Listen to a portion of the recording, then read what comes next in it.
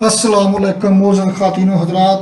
तो अब हम चैप्टर 12 के न्यूमेरिकल्स की दूसरी और आखिरी एपिसोड के साथ आपकी खिदमत में हाजिर हैं। ये भाई पहला भी थोड़ी खिदमत चाहता कदे न्यूमेरिकल लैके कदे शार्ट क्वेश्चन लैके तो कदे डांग लैके तो खैर हुण ऑनलाइन नहीं आ हुंदा, लेकिन बहरहाल क्या हाल चाल है आप लोगों का। उम्मीद है कि ठीक ही होंगे। तो बस मेरा भी आजकल गुजारा मुश्किल है, दबके लगाने के लिए था कोई नहीं, बस घर में बैठे डांट सुनते रहते हैं। चलो खैर ये दुख तो सारी उम्र का है। चले काम शुरू करें। लो जी, पहला न्यूमेरिकल जनाब अली आज का पेश खिदमत है। स्टेटमेंट बड़ी सारी है लेकिन न्यूमेरिकल इतना कुछ ज़्यादा कॉम्प्लिकेटेड नहीं है, बस फार्मूला याद करना है। इन मिल्लिकाना एक्सपेरिमेंट ओ टी रह गया, चलो डाल लेते हैं। इन मिल्लिकाना एक्सपेरिमेंट ऑयल ड्रॉपलेट्स तेल के कतरे इंट्रोड्यूस किए जाते हैं in space between two flat horizontal 5 millimetre के फासले पर प्लेट्स हैं जी। तो D इज इक्वल टू फासला 5 मिलीमीटर, 5×10⁻³ मीटर।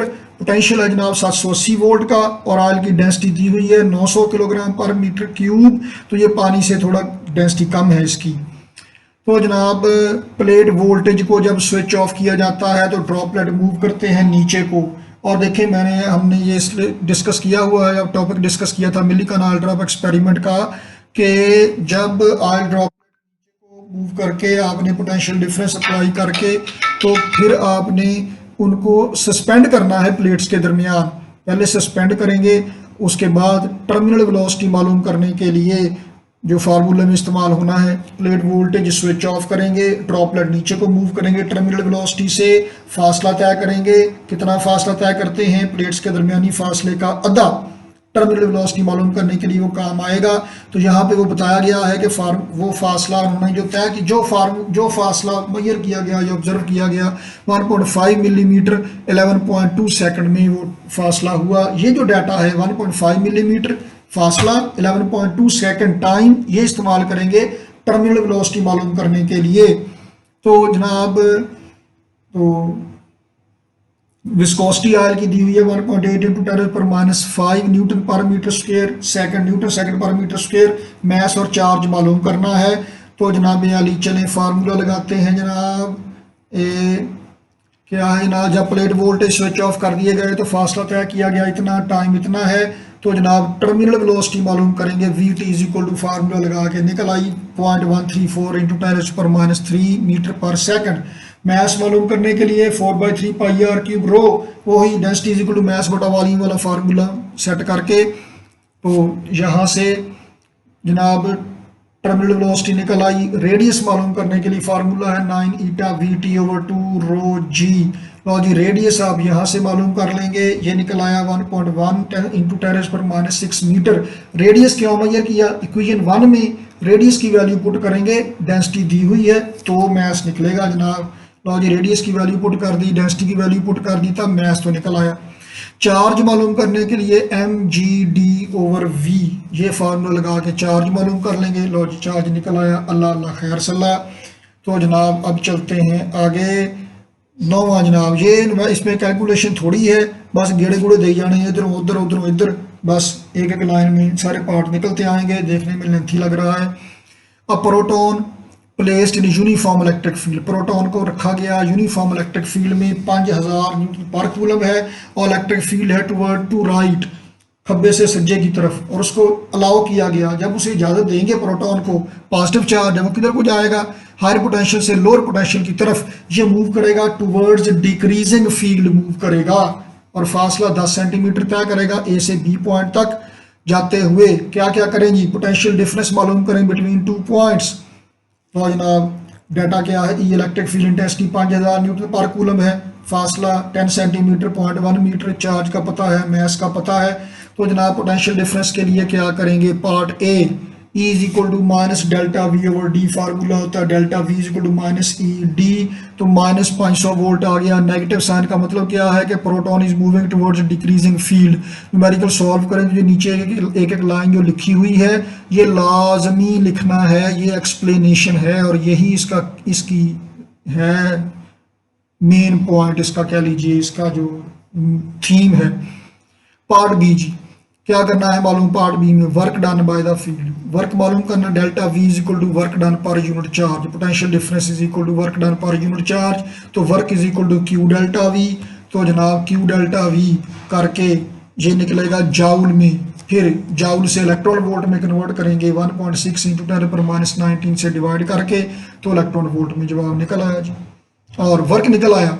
अगले पार्ट में चेंज इन पोटेंशियल एनर्जी, तो जितना वर्क होगा वर्क के नतीजे में पोटेंशियल एनर्जी चेंज होगी और इसकी पोटेंशियल एनर्जी में कमी आएगी, क्योंकि हायर पोटेंशियल से लोअर पोटेंशियल की तरफ जा रहा है।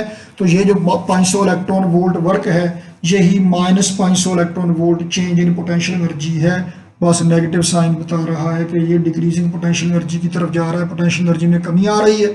In change in kinetic energy मालूम करना है, decrease in potential energy is equal to increase in kinetic energy, तो वही 500 इलेक्ट्रॉन वोल्ट आ गया, लेकिन जमा में क्योंकि इंक्रीज है, लेकिन उसी को चक्कर शक्कर दे के काम हो ही जा रहा है। लो जनाब अगला पार्ट आ गया जनाब यानी ई पार्ट, किनेटिक एनर्जी मालूम करना है, तो सॉरी वेलोसिटी मालूम करना है। तो फार्मूला किनेटिक एनर्जी का ½ mv², किनेटिक एनर्जी कितनी है, वही जो एनर्जी है वर्क है 500 इलेक्ट्रॉन वोल्ट, ये ख्याल रखना है कि वो इलेक्ट्रॉन वोल्ट में नहीं जाउल में कन्वर्ट करके यहाँ वैल्यू पुट करनी है, SI यूनिट में फार्मूले में वैल्यू पुट करना है। तो वो कर दें, अल्लाह का नाम लेके 500 को मल्टीप्लाई करें इलेक्ट्रॉन वोल्ट को जाउल में कन्वर्ट करने के लिए 1.6 इंटू 10⁻19 से मल्टीप्लाई कर देंगे, चाहे आप पहले कर लें चाहे फार्मूले में मैंने डायरेक्ट ही कर दिया है। तो लो जनाब यार ये कर करा के वेलोसिटी निकल आएगी। अल्लाह अल्लाह खैर सल्लाह, आगे चलें 10वें न्यूमेरिकल पे। Using zero reference point at infinity, zero reference point infinity पे है, रेफरेंस पोजीशन मतलब इन्फिनिटी पे पोटेंशियल की वैल्यू जीरो है। मालूम कीजिए कि किसी जगह पर, देखिए अगर इन्फिनिटी पे पोटेंशियल है जीरो, तो जहाँ पे आप बैठे इस वक्त लेक्चर सुन रहे हैं वहाँ पे पोटेंशियल की कोई वैल्यू है इर्द गिर्द सराउंडिंग चार्जेस की वजह से। अगर आप उस जगह पे एक चार्ज रखें 4 इंटू 10⁻⁸ कूलम का चार्ज रखें, तो उसकी वजह से उस जगह पे पोटेंशियल में कितना फर्क पड़ जाएगा, जबकि चार्ज पॉजिटिव हो या नेगेटिव हो। चार्ज पॉजिटिव पुट करके पोटेंशियल मालूम कर लें, V = KQ/R, charge negative put करके मालूम कर लीजिए, सीधा सीधा काम है। अल्लाह अल्लाह खैर सल्ला। 11वां देखें जनाब आली क्या कहता है, इन बोहर एटॉमिक मॉडल, बोहर के एटॉमिक मॉडल में हाइड्रोजन एटम वाले में, तो जनाब the electron is in an orbit, electron orbit में है न्यूक्लियस के गिर्द, न्यूक्लियर प्रोटॉन, न्यूक्लियस में जो प्रोटॉन है उसके गिर्द इलेक्ट्रॉन रिवॉल्व कर रहा है। और फासला कितना है जनाब, न्यूक्लियस से फासला कितना है 5.29 इंटू 10⁻11 मीटर, और कितनी स्पीड से वो मूव कर रहा है, वेलोसिटी दी हुई है, चार्ज में इसका पता है, अल्लाह का दिया काफ़ी कुछ है, आप शुक्र करें। पहला पार्ट क्या मालूम करें, पोटेंशियल मालूम कीजिए। पोटेंशियल कैसे मालूम करेंगे, KQ/R, R क्या है ऑर्बिटल रेडियस, जितना न्यूक्लियस से फासला है। टोटल एनर्जी आयनाइजेशन एनर्जी चले बाद में करते हैं। तो जनाब पहले पार्ट में क्या करेंगे, V = KQ/R, लो जी पोटेंशियल की वैल्यू हमने मालूम कर ली है। पार्ट बी में क्या करना है जनाब यारी मालूम, total energy of atom in electron volt, electron revolve कर रहा है, न्यूक्लियस के गिर्द घूम रहा है, तो उसकी किनेटिक एनर्जी है, और न्यूक्लियस की फोर्स ऑफ अट्रैक्शन उस पर अमल कर रही है, इसका मतलब है कि पोटेंशियल एनर्जी भी है। तो पोटेंशियल वो बाउंड सिस्टम है ना, न्यूक्लियस की फोर्स ऑफ अट्रैक्शन लग रही है उस पर, इसका मतलब है कि उसकी पोटेंशियल एनर्जी भी है, किनेटिक भी है, पोटेंशियल भी है, तो टोटल एनर्जी बेटा जी क्या हो गई, potential energy plus kinetic energy. तो बारी बारी मालूम कीजिए, पोटेंशियल एनर्जी क्या है, बाउंड सिस्टम है, माइनस में -EV करके निकाल लें, या फर्स्ट ईयर में जो आपने चौथे चैप्टर में एब्सोल्यूट पोटेंशियल एनर्जी निकाली है, ग्रेविटेशनल पोटेंशियल एनर्जी, अब इलेक्ट्रिक पोटेंशियल एनर्जी वाला फार्मूला वहीं से लगा लें, वो थी एब्सोल्यूट पोटेंशियल एनर्जी ग्रेविटेशनल वाली -Gmm/R, अभी आएगी इलेक्ट्रोस्टैटिक में -KQQ/R, तब भी निकल सकती है, या ये सादा लगा लें -EV करके, E चार्ज V पोटेंशियल निकाला हुआ है आपने, निकाल के जाउल में निकल आया, तो इलेक्ट्रॉन वोल्ट में कन्वर्ट कर लें, 1.6 इंटू 10⁻19 से डिवाइड करके -27.2 इलेक्ट्रॉन वोल्ट निकल आएगी।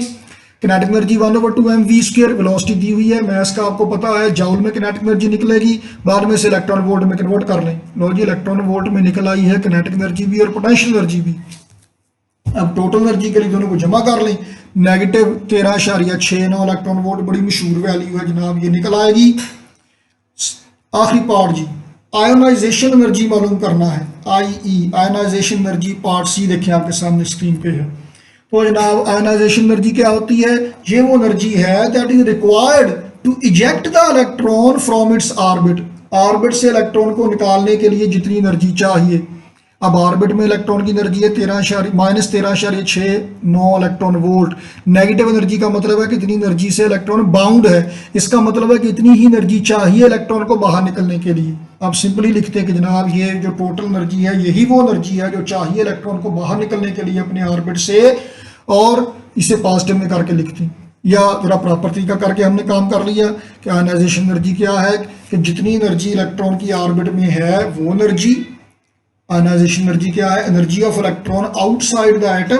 आउटसाइड द एटम जब इलेक्ट्रॉन पहुंचेगा इन्फिनिट ऑर्बिट में तो वहां पे उसकी एनर्जी होगी 0 minus energy of electron in the orbit.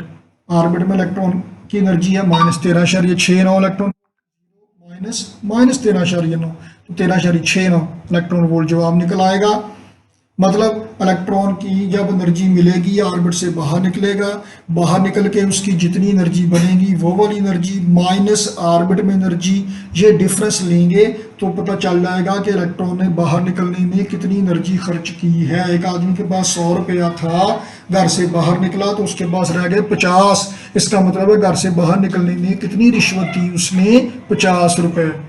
तो outside the atom energy minus inside the atom energy, यही डिफरेंस है और ये आपके सामने निकल आया। अल्लाह अल्लाह खैर सल्लाह, इजाजत हो तो आगे चलें। चलो जी जनाब यारी 12वां जनाब जरा सुन लीजिए क्या है। Electronic flash attachment for a camera. कैमरे के साथ जनाब फ्लैश लगी हुई है। कैमरे से जब आप फोटो बनाए ना, DSLR के साथ बनाए, फ्लैश अलग से अक्सर लोग अटैच करते हैं। होता ये है कि वो फ्लैश एक चमका सा मारती है, वो बहुत ज़्यादा लाइट क्रिएट करती है, दिन चढ़ा देती है, लेकिन इतनी ज़्यादा रोशनी लगातार सप्लाई करने के लिए एनर्जी चाहिए होती है बहुत ही ज़्यादा, जो कि एनर्जी कंज्यूमिंग है।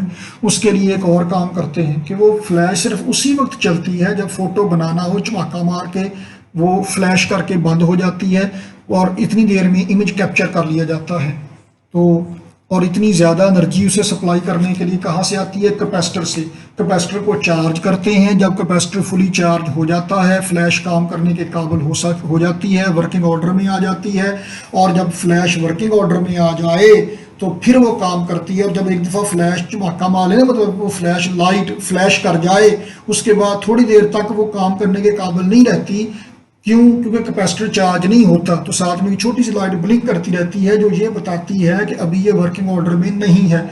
जब साथ लगा हुआ कैपेसिटर पूरी तरह चार्ज हो जाता है फिर वो एनर्जी सप्लाई करने के काबिल होता है कि वो उस लाइट को ऑन कर सके। तो ऐसे ही फ्लैश के साथ कैपेसिटर अटैच किया हुआ है। कैपेसिटर की कैपेसिटेंस दी हुई है, पोटेंशियल डिफरेंस 330 वोल्ट उसमें रहता है। कितनी एनर्जी स्टोर होती है? तो जनाब 750 माइक्रोफेरड यानी 750 मल्टीप्लाइड बाय 10⁻⁻6 फेरड का कैपेसिटेंस का कैपेसिटर है। तो जनाब एनर्जी है 1/2 CV² का फार्मूला लगा के जॉउल में एनर्जी मालूम कर लेना है। अल्लाह अल्लाह खैर सल्ला। 13वां जनाब क्या कहता है? तो जनाब कैपेसिटर की कैपेसिटेंस है 2.5 multiplied by 10⁻⁻8 farad. Charging process में इलेक्ट्रॉन रिमूव किए जाते हैं, एक प्लेट से इलेक्ट्रॉन निकाल के दूसरी प्लेट तक पहुंचाए जाते हैं। तो एक तरफ से नेगेटिव चार्ज उठा के दूसरे पास से ले जाते हैं, एक प्लेट पे नेगेटिव चार्ज कम हो जाता है, दूसरे पास से ज़्यादा हो जाता है। तो चार्जिंग प्रोसेस। अच्छा चलो, तो जनाब जब पोटेंशियल डिफरेंस है 450 वोल्ट प्लेट्स के दरमियान, तो कितने इलेक्ट्रॉन ट्रांसफर हो जाएंगे? कितने इलेक्ट्रॉन ट्रांसफर हो जाएंगे जनाब? आप पहले मरहले में ये मालूम करेंगे कि कितना चार्ज ट्रांसफर हो जाएगा। कितना चार्ज ट्रांसफर हो जाएगा? जब टोटल ट्रांसफर होने वाला चार्ज मालूम हो जाएगा, एक इलेक्ट्रॉन पे चार्ज का आपको पता है, फिर नंबर ऑफ इलेक्ट्रॉन भी निकल आएंगे। गिनती नहीं करनी बैठ के 1 2 3 4 कितने इलेक्ट्रॉन चले गए सर जी, मेरे को नहीं गिन होंगे। तो जनाब पहले टोटल चार्ज मालूम करें Q = CV वाले फार्मूले से। तो जनाब C कैपेसिटेंस दी हुई है, V वोल्ट भी दिया हुआ है, तो जनाब Q चार्ज निकल आएगा Na कूलम, और Q = Ne total charge = number of electron multiplied by charge on each electron. तो N = Q/E। तो जनाब ये निकल आया 7 × 10 की पावर 13 इलेक्ट्रॉन। देखिए गिनती कर ली है हमने बैठे बैठे, और ये रेशो है, यूनिट कोई नहीं होंगे, नंबर ओनली तादाद है। तो मुअज़्ज़ज़ ख़ातीन व हज़रात, यहाँ तक चैप्टर में हमारा जनाब यहाँ पे कंप्लीट हो गया है, शॉर्ट क्वेश्चन भी और न्यूमेरिकल भी। तो अगली एपिसोड में अगले चैप्टर के साथ आपकी खिदमत में हाजिर होंगे। तब तक के लिए अल्लाह हाफिज़, अल्लाह हाफिज़।